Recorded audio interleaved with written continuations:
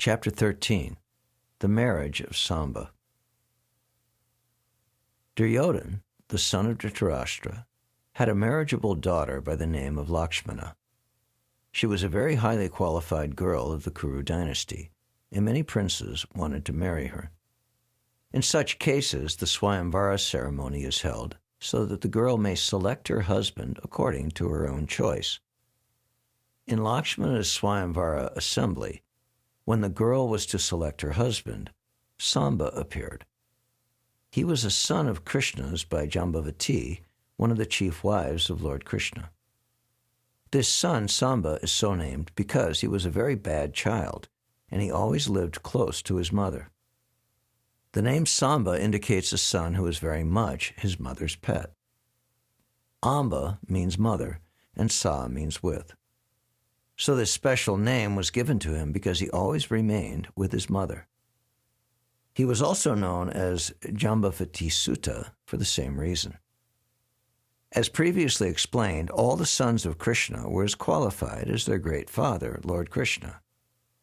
Samba wanted the daughter of Duryodhana, Lakshmana, although she was not inclined to have him. Therefore, Samba kidnapped Lakshmana by force from the Swayamvara assembly.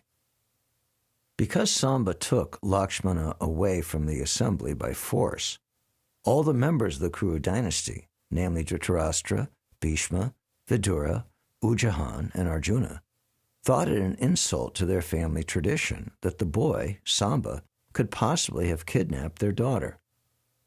All of them knew that Lakshmana was not at all inclined to select him as her husband, and that she was not given the chance to select her own husband. Instead, she was forcibly taken away by this boy. Therefore, they decided that he must be punished. They unanimously declared that he was most impudent and that he had degraded the Kuru's family tradition. Therefore, all of them, under the counsel of the elderly members of the Kuru family, decided to arrest the boy but not kill him. They concluded that the girl could not be married to any boy other than Samba since she had already been touched by him. According to the Vedic system, once being used by some boy, a girl cannot be married or given to any other boy.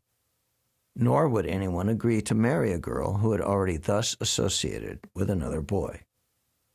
The elderly members of the family, such as Bhishma, wanted to arrest him. All the members of the Kuru dynasty, especially the great fighters, joined together just to teach him a lesson, and Karna was made the commander-in-chief for this small battle. While the plan was being made to arrest Samba, the Kurus counseled amongst themselves that upon his arrest, the members of the Yadu dynasty would be very angry with them. There was every possibility of the Yadus accepting the challenge and fighting with them. But they also thought, if they came here to fight with us, what could they do? The members of the Yadu dynasty cannot equal the members of the Kuru dynasty, because the kings of the Kuru dynasty are the emperors, whereas the kings of the Yadu dynasty are able to enjoy their landed property. The Kurus thought, if they come here to challenge us because their son was arrested, we will nevertheless accept the fight.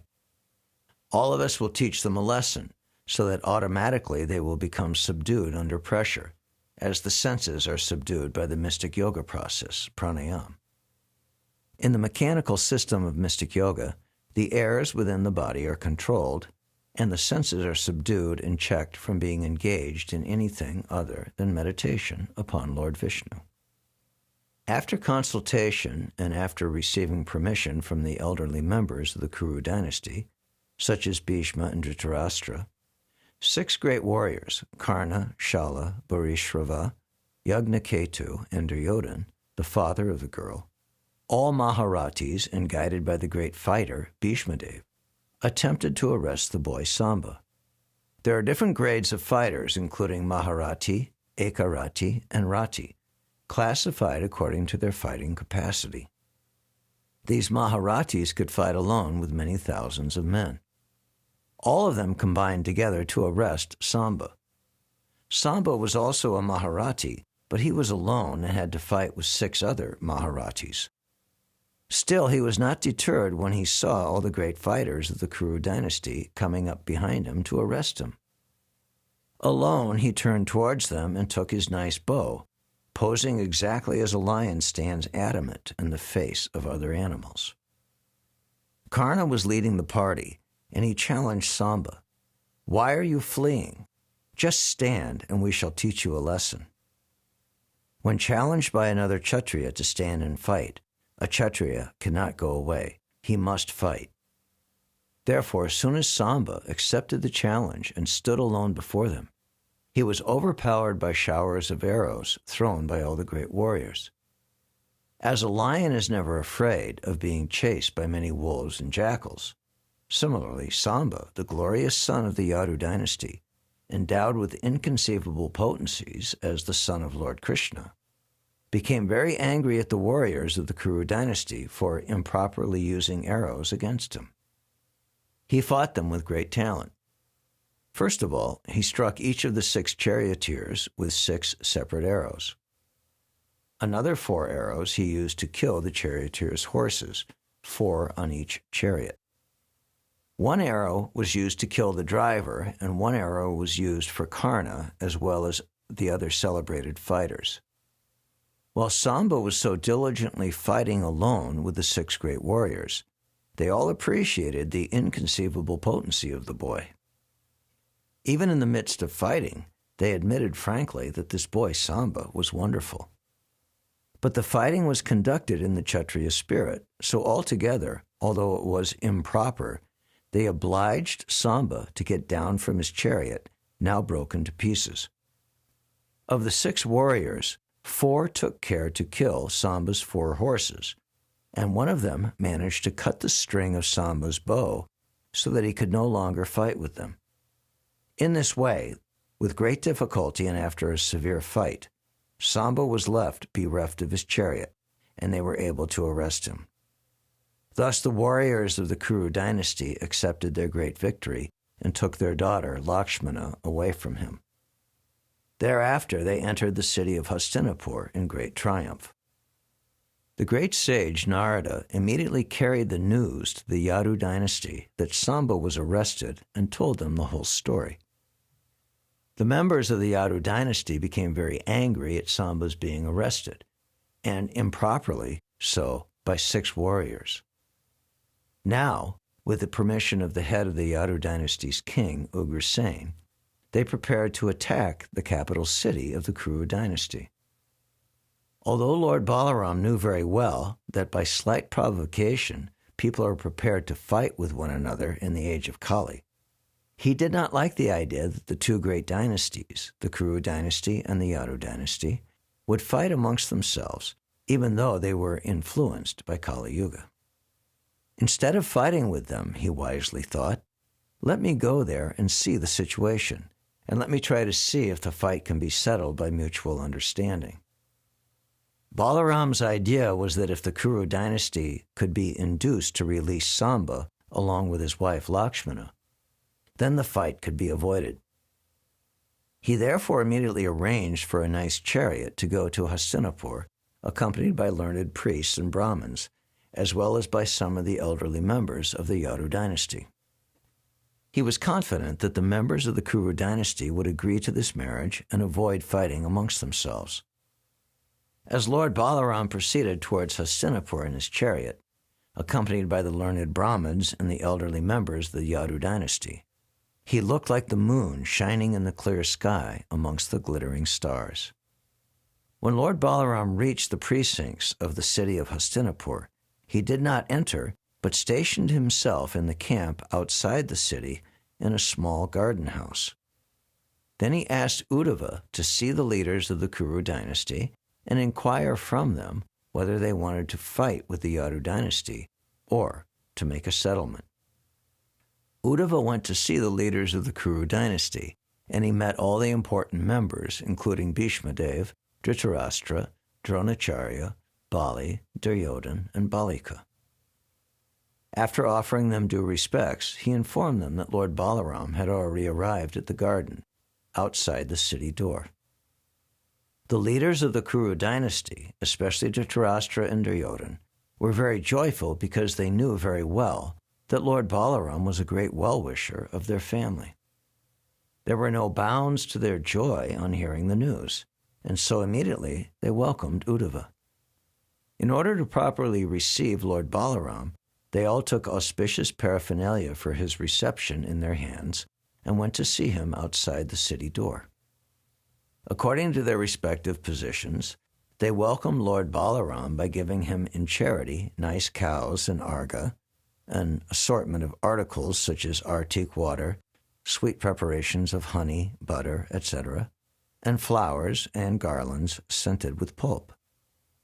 Because all of them knew the exalted position of Lord Balaram as the Supreme Personality of Godhead, they bowed their heads before the Lord with great respect. They all exchanged words of reception by asking one another of their welfare, and when such formality was finished, Lord Balaram, in a great voice and very patiently, submitted before them the following words for their consideration. My dear friends, this time I have come to you as a messenger with the order of the all-powerful King Ugrasen. Please, therefore, hear the order with attention and great care. Without wasting a single moment, please try to carry out the order. King Ugrasen knows very well that you warriors of the Kuru dynasty improperly fought with the pious Samba, who was alone, and that with great difficulty and tactics you have arrested him. We have all heard this news, but we are not very agitated because we are most intimately related to each other. I do not think we should disturb our good relationship. We should continue our friendship without any unnecessary fighting. Please, therefore, immediately release Samba and bring him, along with his wife Lakshmana, before me. When Lord Balaram spoke in a commanding tone, full of heroic assertion, supremacy, and chivalry, his statements were not appreciated by the leaders of the Kuru dynasty. Rather, all of them became agitated, and with great anger they said, "Hello, these words are very astonishing, but quite befitting the age of Kali. Otherwise, how could Balaram speak so vituperatively? The language and tone used by Balaram are simply abusive, and due to the influence of this age, it appears that the shoes befitting the feet want to rise to the top of the head where the helmet is worn. We are connected with the Yadu dynasty by marriage, and because of this, they have been given the chance to come live with us, dine with us, and sleep with us. Now they are taking advantage of these privileges. They had practically no position before we gave them a portion of our kingdom to rule, and now they are trying to command us. We have allowed the Yadu dynasty to use the royal insignias like the whisk, fan, conch shell, white umbrella, crown, royal throne, sitting place, bedstead, and everything befitting the royal order. They should not have used such royal paraphernalia in our presence, but we did not check them due to our family relationships. Now they have the audacity to order us to do things. Well, this is enough of their impudence. We cannot allow them to do any more of these things, nor shall we allow them to use these royal insignias. It would be best to take all these things away. It is improper to feed a snake with milk, since such merciful activities simply increase his venom. The Yadu dynasty is now trying to go against those who have fed them so nicely. Their flourishing condition is due to our gifts and merciful behavior, and still they are so shameless that they are trying to order us. How regrettable are all these activities. No one in the world can enjoy anything if the members of the Kuru dynasty like Bhishma, Dronacharya, and Arjuna do not allow them to. Exactly as a lamb cannot enjoy life in the presence of a lion, without our desire it is not even possible for the demigods in heaven, headed by King Indra, to find enjoyment in life, not to speak of ordinary human beings. Actually, the members of the Kuru dynasty were very puffed up due to their opulence, kingdom, aristocracy, family tradition, great warriors, family members, and vast, expansive empire. They did not even observe common formalities of civilized society, and in the presence of Lord Balaram, they uttered insulting words about the Yadu dynasty. Speaking in this unmannerly way, they returned to their city of Hastinapur. Although Lord Balaram patiently heard their insulting words and simply observed their uncivil behavior, from his appearance it was clear that he was burning with anger and was thinking of retaliating with great vengeance. His bodily features became so agitated that it was difficult for anyone to look at him. He laughed very loudly and said, "It is true that if a man becomes too puffed up because of his family, opulence, beauty, and material advancement, he no longer wants a peaceful life but becomes belligerent toward all others. It is useless to give such a person good instruction for gentle behavior and peaceful life. But on the contrary, one should search out the ways and means to punish him." Generally, due to material opulence, a man becomes exactly like an animal. To give an animal peaceful instructions is useless, and the only means is argumentum vaculum. In other words, the only means to keep animals in order is a stick. Just see how impudent the members of the Kuru dynasty are. I wanted to make a peaceful settlement despite the anger of all the other members of the Yadu dynasty, including Lord Krishna himself. They were preparing to attack the whole kingdom of the Kuru dynasty, but I pacified them and took the trouble to come here to settle the affair without any fighting. Still these rascals behave like this. It is clear that they do not want a peaceful settlement, but that they are factually warmongers. With great pride, they have repeatedly insulted me by calling the Yadu dynasty ill names. Even the king of heaven, Indra, abides by the order of the Yadu dynasty, and you consider King Ugrasen, who is the head of the Bhojas, Vrishnis, Andakas, and Yadavas, to be the leader of a small phalanx? Your conclusion is wonderful. You do not care for King Ugrasen, whose order is obeyed even by King Indra. Consider the exalted position of the Yadu dynasty. They have forcibly used both the assembly house and the Parijata tree of the heavenly planet, and still you think that they cannot order you? Don't you even think that Lord Krishna, the Supreme Personality of Godhead, can sit on the exalted royal throne and command everyone? All right. If your thinking is like that, then you deserve to be taught a very good lesson. You have thought it wise that the royal insignias like the whisk, fan, white umbrella, royal throne, and other princely paraphernalia not be used by the Yadu dynasty. Does this mean that even Lord Krishna, the Lord of the whole creation and the husband of the goddess of fortune, cannot use this royal paraphernalia? The dust of Krishna's lotus feet is worshipped by all the great demigods. The Ganges water is inundating the whole world, and since it is emanating from his lotus feet, its banks have turned into great places of pilgrimage. The principal deities of all planets engage in his service, and they consider themselves most fortunate to take the dust of the lotus feet of Krishna on their helmets. Great demigods like Lord Brahma, Lord Shiva, and even the goddess of fortune and I are simply plenary parts of his spiritual identity. And still you think that he is not fit to use the royal insignia or even sit on the royal throne? Alas, how regrettable it is that these fools consider us, the members of the Yadu dynasty, to be like shoes and themselves like helmets. It is clear now that these leaders of the Kuru dynasty have become mad over their worldly possessions and opulence. Every statement they made was full of crazy proposals. I should immediately take them to task and bring them to their senses. If I do not take steps against them, it will be improper on my part. Therefore, on this very day, I shall rid the whole world of any trace of the Kuru dynasty. I shall finish them off immediately. While talking like this, Lord Balaram seemed so furious that he looked as if he could burn the whole cosmic creation to ashes. He stood up steadily and, taking his plow in his hand, began striking the earth with it. In this way, the whole city of Hastinapur was separated from the earth.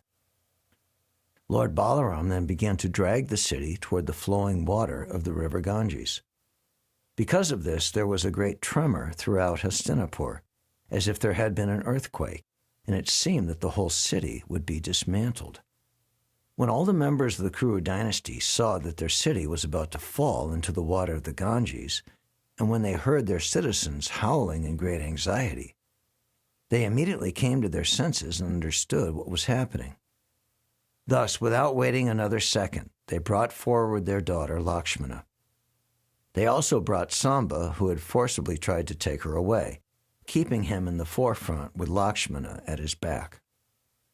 All the members of the Kuru dynasty appeared before Lord Balaram with folded hands, just to beg the pardon of the Supreme Personality of Godhead. Now, using good sense, they said, "O Lord Balaram, you are the reservoir of all pleasures. You are the maintainer and support of the entire cosmic situation. Unfortunately, we were all unaware of your inconceivable potencies. Dear Lord, please consider us most foolish. Our intelligence was bewildered and not in order. Therefore, we have come before you to beg your pardon. Please excuse us. You are the original creator, sustainer, and annihilator of the whole cosmic manifestation, and still your position is always transcendental. O all-powerful Lord, great sages speak about you. You are the original puppeteer, and everything in the world is just like your toys. O unlimited one, you have a hold on everything, and like child's play, you hold all the planetary systems on your head. When the time for dissolution comes, you close up the whole cosmic manifestation within yourself. At that time, nothing remains but yourself lying in the causal ocean as Mahavishnu. Our dear Lord, you have appeared on this earth in your transcendental body just for the maintenance of the cosmic situation. You are above all anger, envy, and enmity. Whatever you do, even in the form of chastisement, is auspicious for the whole material existence. We are offering our respectful obeisances unto you because you are the imperishable Supreme Personality of Godhead, the reservoir of all opulences and potencies. O Creator of innumerable universes, let us fall down and offer you our respectful obeisances again and again. We are now completely surrendered unto you. Please, therefore, be merciful upon us and give us your protection." When the prominent members of the Kuru dynasty, beginning with grandfather Bhishmadev down to Arjuna and Duryodhan, had offered their respectful prayers in that way, the Supreme Personality of Godhead, Lord Balaram, immediately became softened and assured them that there was no cause for fear and that they need not worry. For the most part, it was the practice of the Kshatriya kings to inaugurate some kind of fighting between the parties of the bride and bridegroom before the marriage. When Samba forcibly took away Lakshmana, the elder members of the Kuru dynasty were pleased to see that he was actually the suitable match for her. In order to see his personal strength, however, they fought with him, and without any respect for the regulations of fighting, they all arrested him.